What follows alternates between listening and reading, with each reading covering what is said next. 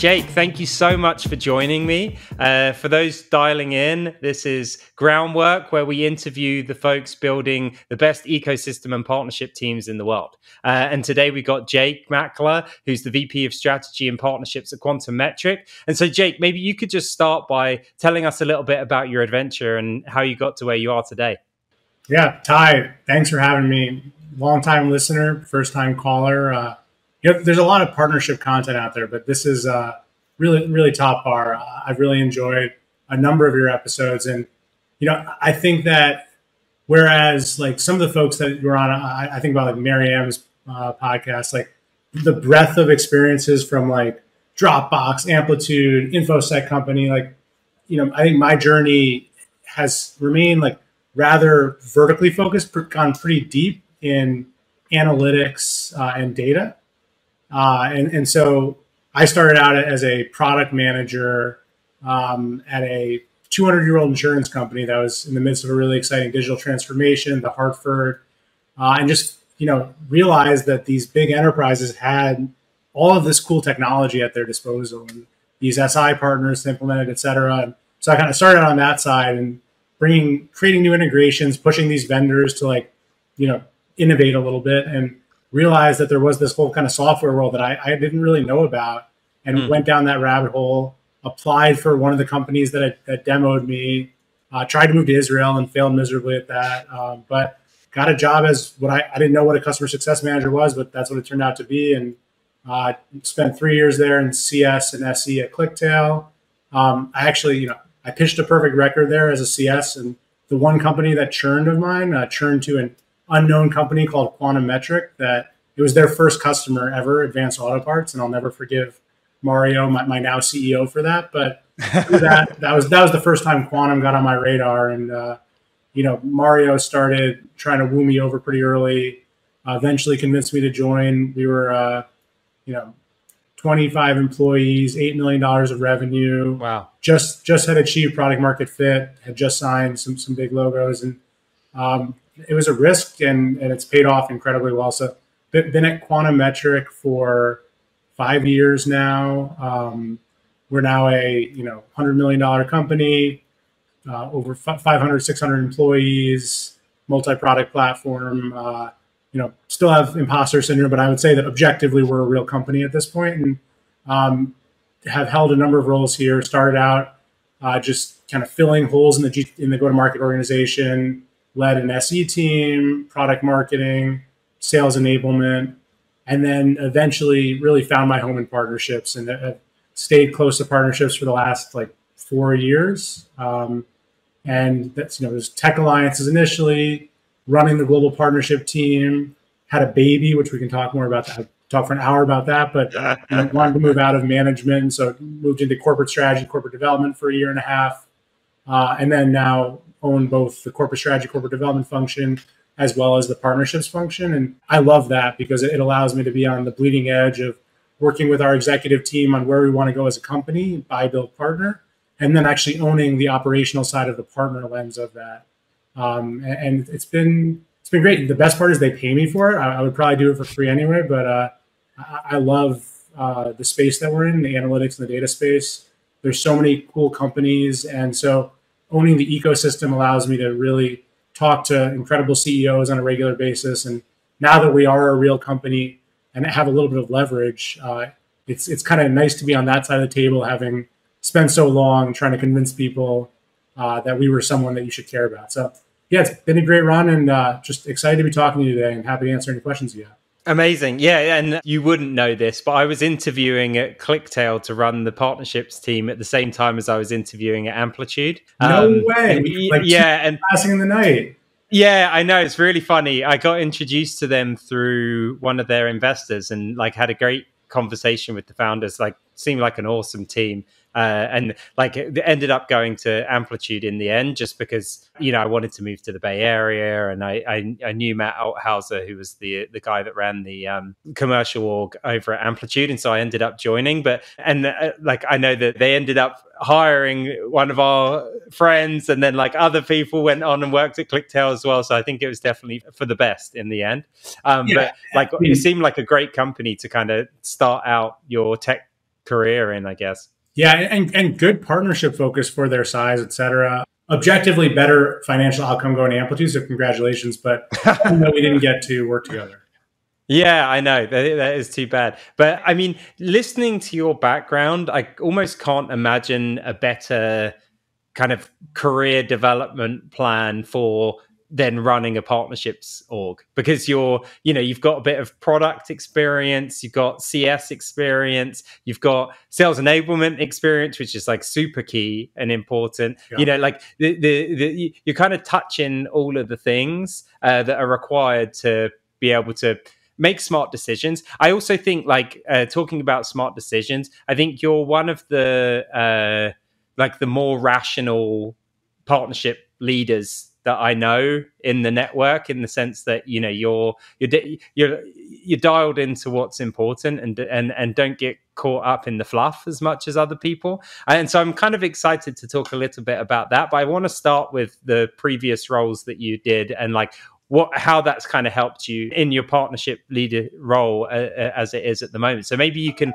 kind of have a think back and time travel and tell me a little bit about what you took from those previous roles into what you're doing right now. Yeah, I mean, it's funny how when a career is framed like backward facing, it sounds like it was purposeful or intelligent in some way, and yet when you were in it, it was just a bunch of scrappy decisions to try to survive and prove yourself, et cetera. And so anyone that tells you that it was linear is either a liar or incredibly lucky. But yeah, I draw back on every single one of those experiences every single day.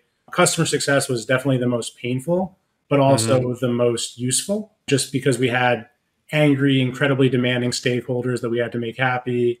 We had always never had enough resources to make them happy. The product never would fully support their use case, et cetera. And so the ability to kind of manage those stakeholders, et cetera, it is a partnership motion.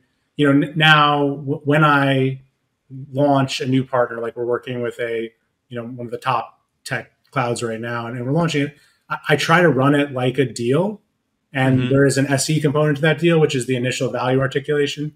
There is a CS component to that deal, which is, showing up to the meeting with an agenda, a project plan, pushing that forward, identifying the key stakeholders and making sure that the ones that are risky in some way are kind of mitigated in different ways. There's a huge product marketing component to that.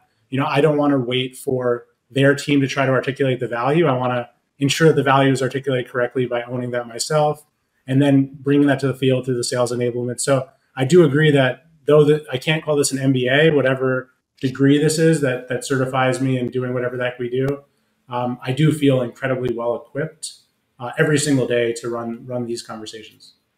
That's awesome. And I feel like a hot topic at the moment is like how much time you should spend building joint KPIs and shared goals and initiatives with these other departments. And given that you've kind of been in these other departments, like I'd love to get your take on it, because we all know that partner integrations can improve retention, or a consulting partner in a problem customer might improve retention, or and so like those are beneficial to the product or the CS org, but like whether you should have a KPI around that and like whether you should really like invest resources and time in that, I think is like the thing that's open to question. And I'd be interested to hear your thoughts on that, given that you've actually been in the CS org or in a product org. Like, how much does the partner thing even come into consideration, and should people even spend their time on those kind of shared initiatives? Yeah, I feel like you're going to get me in trouble with someone by answering this, but I'm happy to answer it. I read one of your esteemed co-founders' really interesting post on LinkedIn recently about partner attach as a metric, which is something that I think a lot about, and I thought was an incredibly his post was interesting, and then the comments were actually even more interesting, and just clearly it's a moment. And then I listened to your episode. You'll have to remember the name, the CFO who ran partnerships briefly at Amplitude. Foster. Incredible dude. But basically, I think Asher and Foster probably are very well aligned in terms of CFO cares about one thing, pipeline. Everything else is like an input into pipeline. I think I'm on that same boat, despite the fact that I agree with all the people that disagree with Asher. Like, partnerships does have like so much value beyond that. It's an art form, you know. It's like it's retention, it's upsells, and then of course there's like if you focus too much on the output, you might miss the inputs. And I think I've seen at Quantum under prior regimes, we made that mistake where we focused on pipe gen, and we chased one-off partners that could generate pipe gen in the short term, rather than focusing on some things that might slow pipe gen in the short term, but could lead to 10x pipe gen in the long term. And so I understand the argument of like, don't overly focus on pipeline generation, because if you do that, you're going to focus on these onesie twosies. You're not going to scale with the business. I guess where I net out on all of this is with Asher and Foster, because if you hire the right people, they are going to know that they would rather have $1,000 tomorrow than $10 today. They're going to act strategically if you hire the right people, and they are going to chase the right long-term outcome that will align both their wallet and the business to the best, financial outcome. And so, like, I don't know if that's where you wanted to go directly with it, was like pipe gen as a specific metric, because I do agree that like retention matters. Like I wish that we were mature enough as a company to say that when a partner implements an integration, it increases retention. But it's also just not a priority of mine to like set up that whole infrastructure to track that, because I don't think that that's going to unlock additional headcount for me necessarily in the immediate term, whereas pipe will. Yeah, no, it's exactly where I wanted it to go. And I agree with you. I think, like I'm almost of the opinion that like at some point, what will happen, at least what I see, is like if that integration retention motion works out, then the partnership person is like trying to hold on to it from the product team. They're like, wait, but this is my thing, like we built this, like you can't take it away from me. And it's like, well, that KPI lives with the product team. Yeah, and product is measuring that and slapping themselves on the back, but they're not going to be retiring quota against that. Exactly. And like your goal should be, okay, great. Like we're driving a bunch of adoption of these integrations. How do we get that partner to send us business as well, and measure ourselves on that? And I completely agree with you. I think it just comes down to focus in the end. It's like with all of these conflicting opportunities, which the partnerships team has more opportunities to kind of help than anyone else. And like you say, it's an art form. Like it's really easy to just get distracted by every opportunity. And, like you kind of end up with this whiplash effect of spreading yourself super thin and not really having much impact at all. But like doing a bunch of work. Like how have you kind of, again, knowing the CS org, knowing the sales enablement org, knowing that you could go and help all of these teams improve their close rate, improve their user engagement, like every metric that someone wants to positively impact, you kind of hold the keys, and yet you're disciplined enough to say, hey, we're going to focus on generating pipeline and revenue for the company. Like, how do you do that? Well, I think that only by making that mistake a million times of focusing on the wrong stuff. I think that's the only way. I don't think you can short circuit that process. And I have believed at multiple points like that the 1 + 1 = 3 story should be enough. It should be enough to drive customer retention, should be enough to drive marketing, co-marketing. But at the end of the day, I'm now old and cynical enough after 5 years here that I am wholly focused on the financial outcomes. There was another anonymous person on LinkedIn that posted a month or so ago, like, how could you ever lay off a partner team? Like, it's the cheapest source for pipeline revenue. Like, what would an organization be thinking if they did that? And it's like, yeah, sure. I don't wholly disagree with that in theory, but then it's like, but if you also need a CS team to run, you also need a engineering team to build, et cetera. And it's like, you got to find the easiest places to cut at times when times are tough. And that's where pipeline is that irrefutable metric that if you don't have that, you can't run a business. And if your pipeline value is a multiple of the salary that you pay the partner team, there's just no reason to cut. That's a great reason not to cut there. But if not, you're at risk. And Asher's salty response was, I bet that person never ran a P&L, and Yeah. and I love that. So I'm gonna throw them under the boat in this conversation. Yeah, no, I love it too, and it is the truth. And I've learned this the hard way. I wasn't laid off, but I definitely had like a really frank conversation from my CFO, who was also Foster's boss at the time. And fortunately, he had the patience with me to like let me kind of evolve very quickly. But he was like, "Hey, all of this stuff's really nice, but like, what does it matter to me?" Like it's like, "Oh, you've got like 5 different metrics, and I don't care about any of them." He was like, "Your sourced revenue is 30% of our new business right now, and that might be way smaller than your influence number or like your attach rate number or whatever else, but it's the only one I care about. So report that." And and as soon as we started reporting on like closed won revenue that was referred by partners, everyone was like, "Oh, okay, like this is really important." Like, if you're generating between 20 and 50% of a company's new revenue in any given quarter, and everyone knows that, and also like the deals close probably 2x better than like marketing deals, and the CAC is going to be way better because of that, but also because you don't have to buy ads and everything else. It's like the business is extremely healthy, but just people are so caught up on the other stuff, and so no one knows. No one finds out until afterwards when they lay the team off, and then suddenly that pipeline disappears, and they're like, "Oh, what happened?" Yeah, I do want. I mean, the risk that you fall into is you don't want to treat them like SDRs, right? Yeah, for sure. And that will demotivate. You won't get the best deal, et cetera. And so I wonder if it's like you measure the inputs, like influence is an input, attach is an input, but you pay on the outputs and you report the outputs up to the CFO. So maybe it's like the job of the partnership leader to kind of insulate your team and allow your team to be strategic and make bets, and have enough credibility with the C-suite to actually give yourself enough time to achieve those pipeline objectives. Yeah, 100%. And the thing that I really tried to reinforce with my team is like, hey, we're trying to generate revenue for the company. Like that's why we exist as a team. Like the leading indicator of that is opportunities and pipeline. But if you can go out and do like a 8-figure deal, like I'm way more receptive to that than like like a couple of opportunities that from like onesie twosie type opportunities, and so like celebrating those and incentivizing people to like go out and do these like strategic deals is definitely something that I kind of have put in place with my team.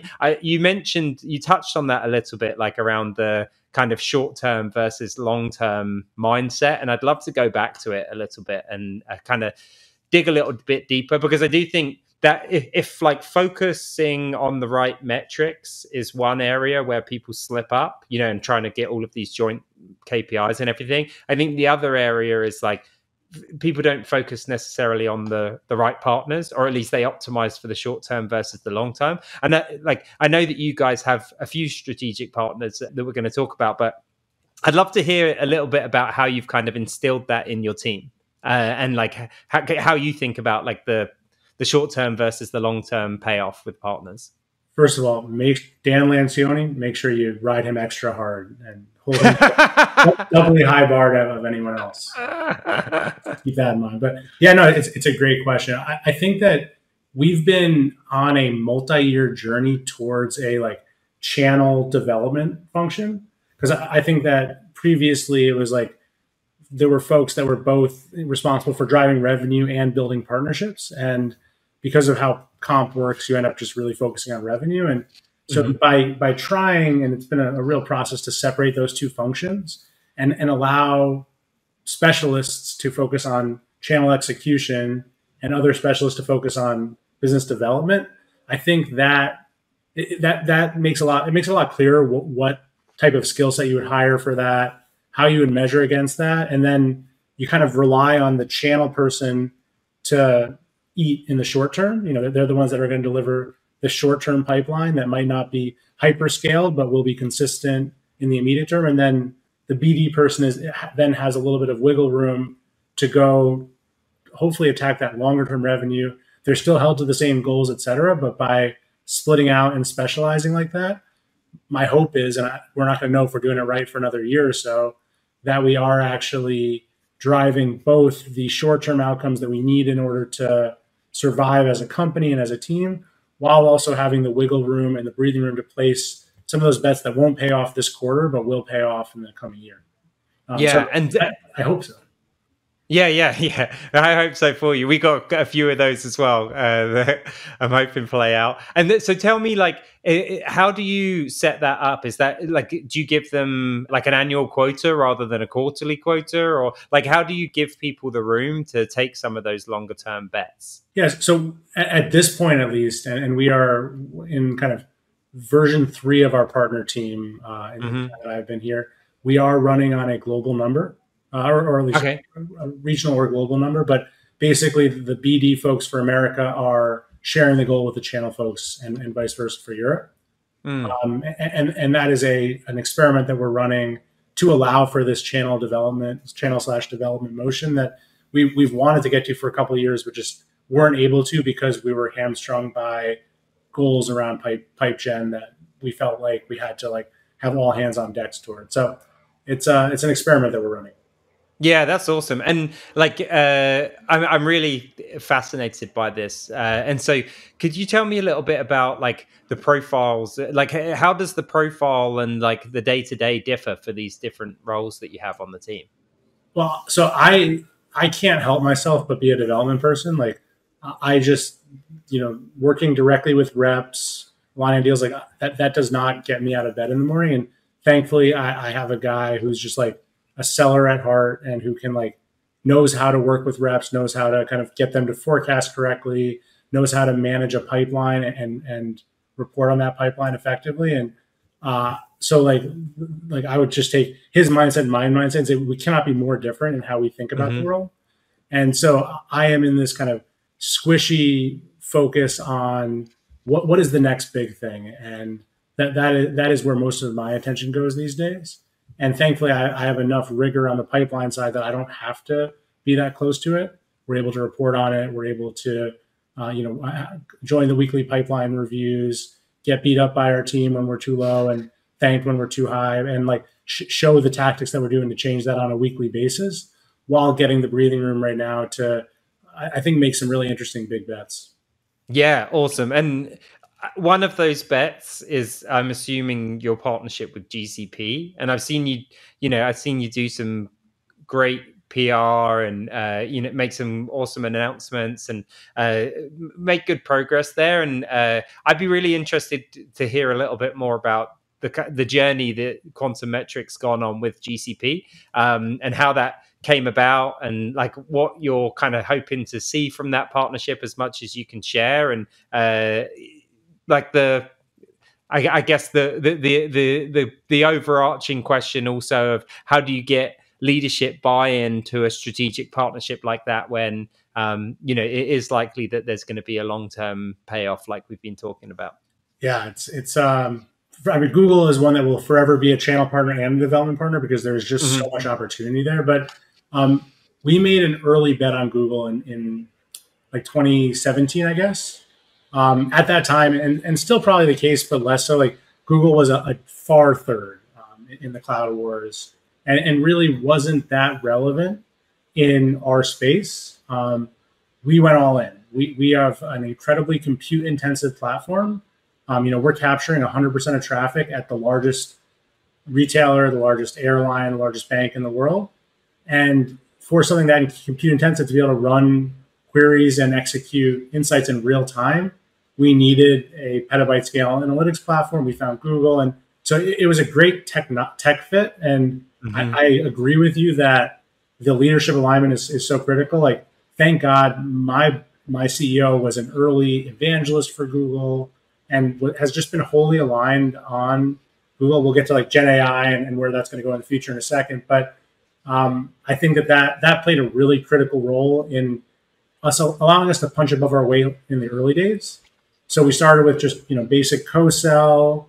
We really tried to like cast as big of a shadow as we could. So every time we had any sort of small win, we turned into this like massive case study that was the best thing ever, and it was all Google that did it, even though they didn't do anything to help us. We wanted to seem like we had this incredible partnership before we did, and then we were able to kind of turn that into an incredible partnership. And Hmm. we built a ground game. We educated GCP reps, and I did that myself for about a year. And that just meant every single day I set a goal of meeting with 3 to 4 GCP reps, and like spent had like time blocked on my day for that. And it was just a numbers game at that point, because they don't have reveal, they don't have crossbeam. You can't just like easily get. Now it's actually a lot easier given where we are today, but back then you couldn't just like know where they had commits in place, know what was greenfield versus spenders, et cetera. You just had to talk to every single Google rep, and there's thousands of them. And of them, it's like a funnel of most of them wanted nothing to do with us. Some were interested but couldn't do anything yet, and then others, it was like, wow, this is incredible timing. Ulta Beauty is going through this massive digital transformation right now.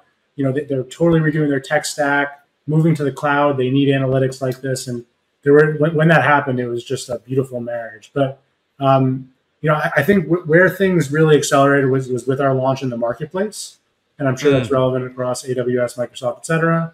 What's funny about that, and what I'm sure that many that listen to your pod, and you've probably experienced, is that you get in the marketplace, you're like, oh, these reps retire quota when they buy our software, so we're just going to start getting a bunch of inbound deal flow. Like checks are going to start coming in. We won't even know where they came from, whatever. And it certainly is not like that. And I'm sure that that's true across all of the clouds. But the marketplace was an incredible financial enabler, and it allowed us to basically take that bottom up and top down motion that we had developed and actually like scale that and start to see like actual inbound success from that. And we are now a top 10 ISV at Google. They say our name alongside companies like Palo Alto Network and MongoDB, which I just think is like really strange and incredible, given that we're still like tiny compared to these billion-dollar plus revenue companies. And it's only the beginning. I still am waiting for that day where we start to get just checks in the mail of companies we don't know, and it's still a lot of work to make it run. Yeah, amazing. And so, like, how did you stand out from the crowd? Because I'm sure a lot of companies are trying to be featured in the GCP marketplace and partner with Google. How did you distinguish yourselves and reach that top 10 spot? Yeah, I think that it's hard. It's a lot harder today than it was in 2017. I'll just say that to be clear. But a couple of things that come to mind. Every thread that we were given, we pulled on like with all resources, partner in marketing, myself, product team, et cetera. And so, Google knows that if they have a new solution coming out, whatever, like we're the innovators, like we'll try anything out. And they kind of come to us with ideas because we've just jumped on everything that we possibly could. We're also like the best to work with. They just like genuinely like us. And so they'll come to us with marketing opportunities, et cetera, because they know that we're easy to work with. So I just think like bringing your best ground game, and then of course like at the FSM and FSR level, field sales manager, field sales rep level, like again, just building that brand. Like it takes years to build up to go from unknown ISV to where we are, and I think we have a long way to go. But just that brand that you manage, and like there are things that can tarnish that brand, and there's risks every day. It's like, oh, there's a deal that was supposed to go through marketplace, but the client wants to go direct, and like the rep would be angry and tell his boss or her boss, whatever. So there's always going to be things you have to manage through, but like taking that seriously and managing your brand within Google is critical. I do think that Google or any of the hyperscalers, like your role as a customer and as a partner are often rather siloed. So cloud ops or even our CEO cares about our own BigQuery, our own consumption, our own Kubernetes, whatever the heck that is, et cetera. And then I care about co-sell and pipeline, et cetera. And if you treat those as just totally separate entities, you're doing yourself a disservice. And so during our recommit with Google, we signed a 5-year deal or whatever, some multi-year deal with Google. Partnership was part of the conversation. I was at the table. The gives and the gets like ended up incredibly benefiting the partnership. They made a bunch of commitments around resourcing, incentives, co-marketing, like funds that we could draw from that all kind of came from this cloud commit that had, ops, marketing, and myself not been kind of wholly aligned in this commit, we might have just left some stuff on the table from the partnership perspective. So those would be like two simple ways that I think you can kind of drive meaningful visibility when you are one of 1,000 ISVs. The last one is stacks. So there's thousands of ISVs. How do you differentiate? You kind of cluster, right? And that cluster should include a GCP product that they care about selling, at least one ISV that has a great tech story with you, and ideally an SI as a delivery partner. And so if you can kind of fit in the mental model not as quantimetric, but as a solution to a problem that a Google rep cares about, that's like the next chapter of Google for us is what is the optimal cluster that really wins mind share in a repeatable way. Yeah, I've definitely found that be successful in the past as well, where like, hey, for us at Amplitude, it was like Amplitude, Braze, and Segment or mParticle, like, and dependent on like the stage of maturity we were at. Later on, definitely mParticle was like the growth stack. Yes, and like when we took great branding there, I love it. I'm jealous. Yeah, and exactly. Yeah. We spent some time on that. And like when we would go to a big strategic SI or the like ISV, like hyperscaler type folks, when you're like, oh yeah, with a growth stack, you either go with Adobe or you go with the best in class growth stack, and people are like, okay, I get that, I know where to put you, like, and I think that's really, really good advice, because it just it helps with pattern recognition for reps. At GCP or whatever, they can just say, oh yeah, like these conversations come up, is these guys, like, and you can just, I think that's really smart. The other thing that you touched upon that I want to get back to, which I think is extremely smart, is so at Amplitude we called it manufacturing wins, where like we would kind of make up with, like we would get a win with a partner, maybe the partner like didn't even know it was a win, or like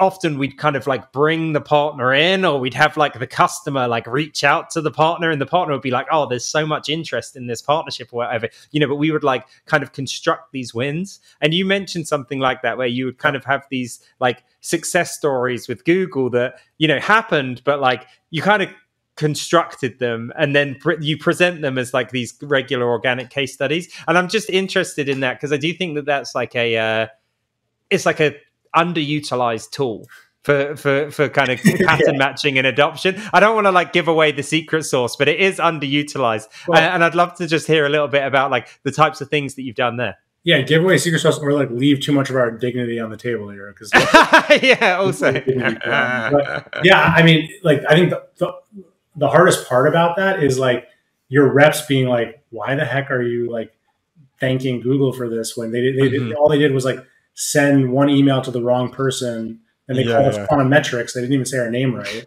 And it's like, well, you're not seeing the long game here, et cetera. But yeah, so I think internal politics and internal change management aside, it was incredibly valuable, because these like fake case studies that we created, like they got onto some intranet site and they started to get discovered. And that was kind of how we were initially kind of built this brand. They do like the scalers.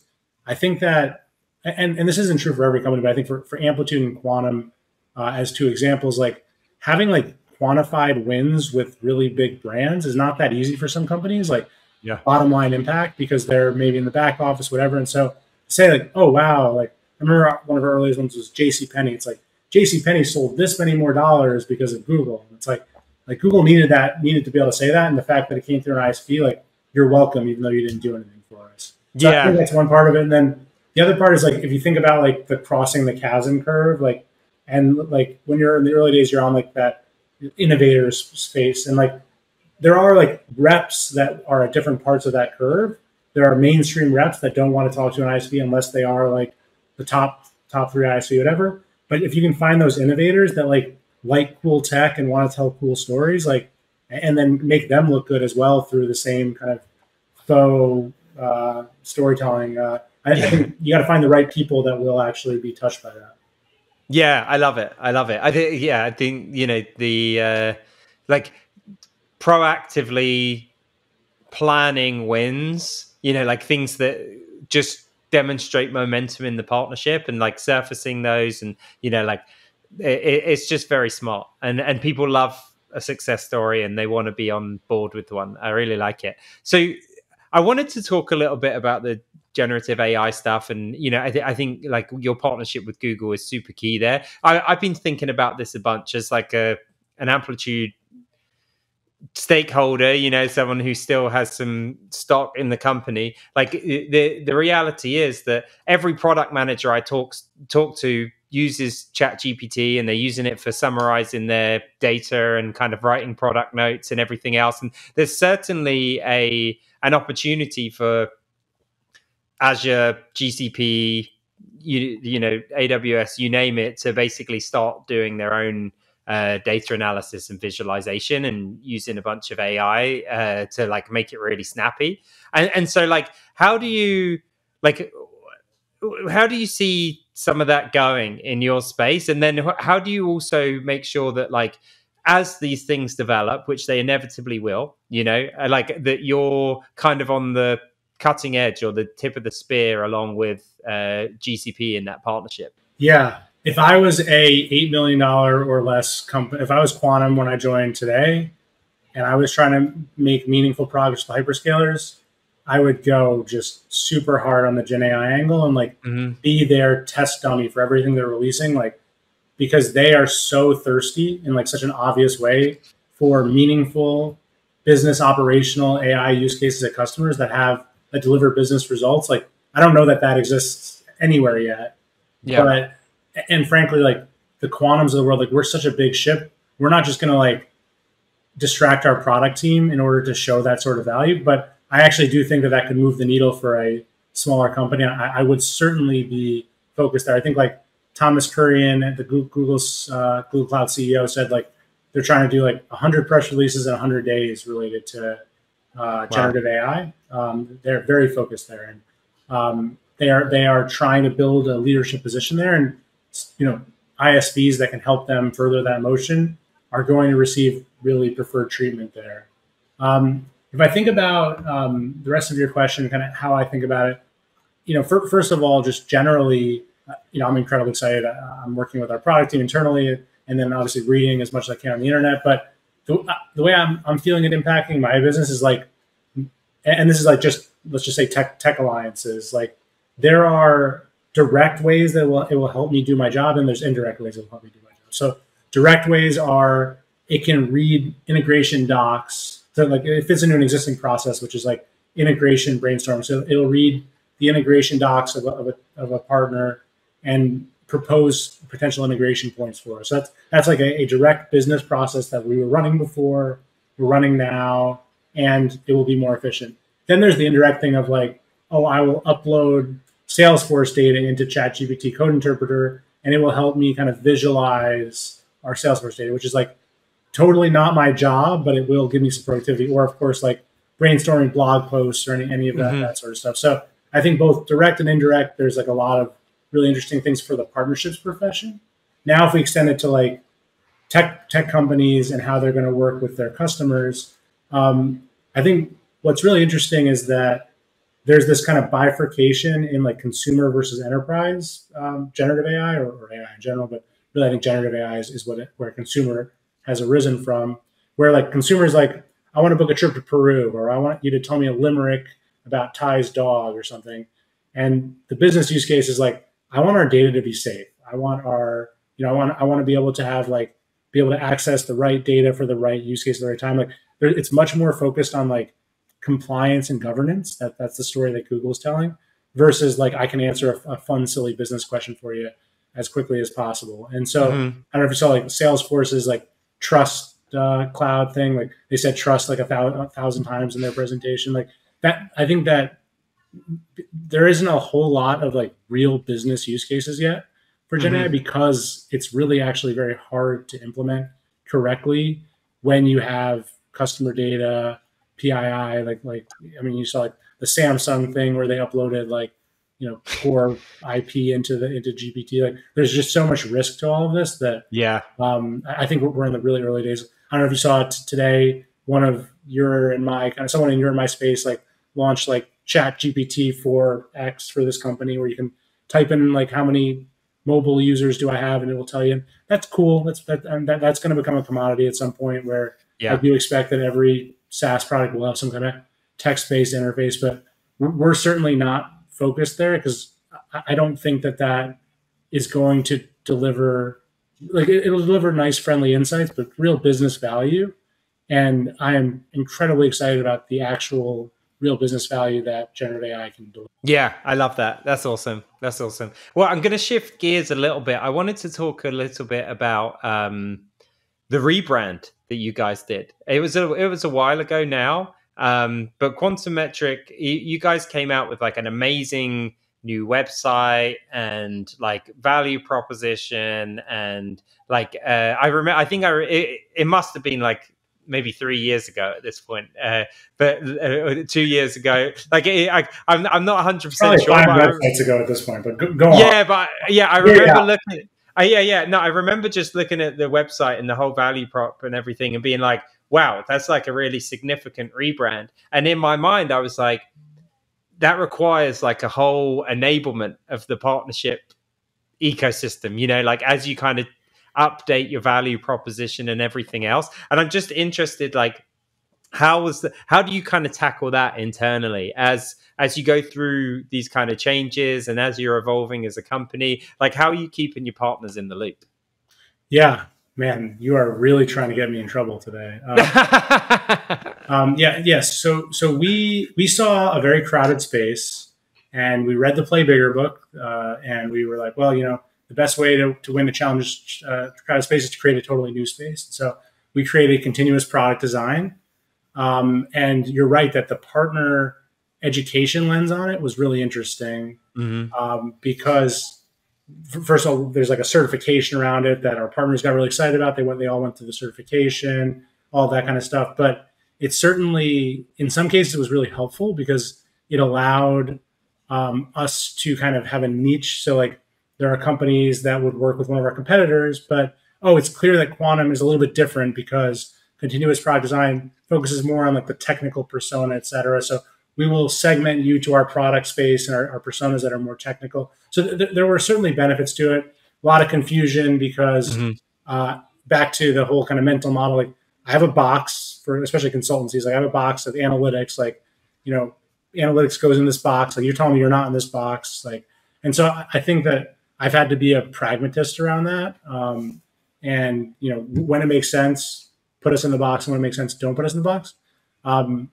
Because we're 43 minutes in or whatever we are, and my CMO probably won't watch. So I'll say, if you go to our website today, it looks a lot different than that. And we've since maybe come to terms with the balance of wanting to be different, but also wanting to fit into existing mental models. And I think we have a much more pragmatic approach to that. So thank you for getting me in trouble. Well, I do agree. I'll give you a get out of jail free card to get myself into more trouble, because Amplitude. Yeah, what did a whole product analytics or not? Like, oh my god, yeah, I know, because like product analytics was so snappy, and it just resonated with everyone's like, oh, product analytics, yeah, like marketing analytics, product teams need analytics, like everyone got it, and then like they came out with this like digital optimization system thing, and then something else, and I was like, just like kill me now. They're back to product analytics. Yeah, thank the stars. But that was a zero interest rate phenomenon. The whole like coming up with that. Yeah, exactly. It was like, we're gonna invent the new thing. But what I thought when I was looking at that, I wasn't at Amplitude anymore, and I love Amplitude, just for the record. But like, I was looking at that, and I was like, that is a nightmare to roll out to partners, because no one's gonna know what that thing is. Like, it doesn't make any sense. Is it like website optimization? Like, it's just very confusing. In general, trying to invent a category that no one else is talking about at the moment is a tough thing. Like, the people that have done a really good job of that are the people that have like kind of borrowed a category that was already existing, but like they just appended themselves to it. Like, Salesforce didn't invent the CRM, like that term already exists, but they certainly like jumped all over it, and like made it their term. And I think that's like the smarter direction with this stuff. Qualtrics has done a great job. That is like the only one in my space that I can think of that like truly came up with at least words that are now like the words of that category.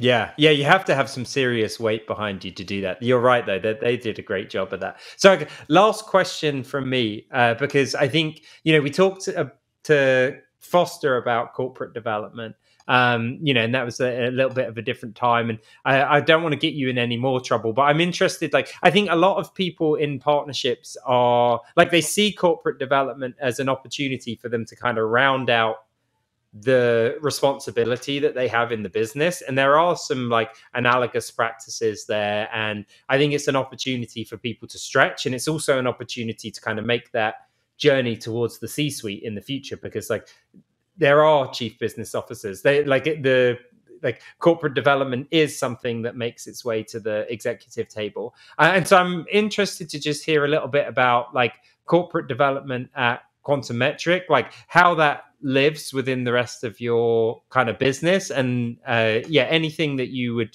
share with folks that where they'd be like, where they could like learn a little bit more and get a little bit smarter on that stuff. Yeah, again, one that I went from really optimistic to cynical, so I'll give you the full story there. But what my CEO says is that when we get bought, which that'll probably be the way that we have an exit, like it's going to be by someone that you've built a relationship with, Jake. Yeah, and that's on the partnership side. And I think that I treat every partnership, especially with like much larger companies, as an M&A exercise. Like they should want to buy us because we're such an attractive business. We have all the right logos, et cetera. And partnering is the interim motion that we will run to kind of prove that out in a sandbox. Yeah. And like that philosophy, I think, leads to really meaningful partnerships. And hell, it could lead to something really cool down the road as well. But like, who knows? And so that was kind of where that was always been my partnership philosophy, was like, be as attractive as possible. And like when you go to Salesforce, put yourself in their kind of mental map of like, these are your competitors, these are your weaknesses, this is how we fill out your weaknesses and make them strengths, and how you can beat your competitors. And that's a great reason to partner. And then of course that's a great reason to purchase us someday. And so like having that level of conversation is really fun, I think, and is really good for partnerships. Through that though, I started to get into the broader kind of buy, build, partner conversation. Yeah. I think is what I would call corp dev today. Like, we're a $100 million company. We're not pew buying companies left and right. Like we don't have the capital, the discipline. The post-merger acquisition is an incredibly underrated for how painful it can be. Yeah. And so I think that for us, it's not about buying companies. It's about the buy, build, partner dynamic and driving the right product roadmap and the right partnership strategy that align to our broader corporate strategy and product strategy. And then filling the gaps of where we can't build ourselves with either acquisitions or purchases, but even purchases should come through a partnership as well. So, if we're partnering with companies that are smaller than us, we should consider that an M&A exercise where they're proving to us why they should be a part of our portfolio. If not, why would we ever partner with someone smaller than us if they can't give us that scale? So it's been a natural motion. I will tell you, and for anyone listening, like I'm really happy that I no longer just have the corp dev and corp strategy, because I missed the operational component of it. I missed actually the impact and like the emails of when a deal was generated or closed. And so now I get the best of both worlds. I get the serotonin rush and I get the strategy hat. And so I do think that they work really well together. And I wake up every day again, happy that they pay me to do this job. But I think partnerships is the place to be. And you could do that role from the partnership seat and really have a big impact. Yeah, no, I love that. And I think the combination of, interest rates getting back to normal levels and also like regulatory environment. Like if you're at a big company, regulatory environment. If you're a smaller company, interest rates. Like interest rate, your equity is not worth as much. And you don't have as much cash, and you're not going to get any more cash for a little while, Yep. And so that makes a ton of sense. But I really like that framework. Like I think that's very actionable. That everyone's listening. Everyone that's listening. That hey, like an opportunity for you to be helpful at the executive level is like your big partners. Are they potential acquirers in the future? Your small partners, are they potential acquisitions in the future? And that's another conversation that the CFO, CEO level is going to be interested in having, in addition to the referred revenue that you should be generating and focusing on. Yeah. And like, just as an example, like ideally your CEO, CFO are meeting on a quarterly basis with your most likely acquirers And that will help a partner. If you can create that helps a partnership motion. And of course will help your equity in the future. Like that's just a no-brainer that you should be pushing towards.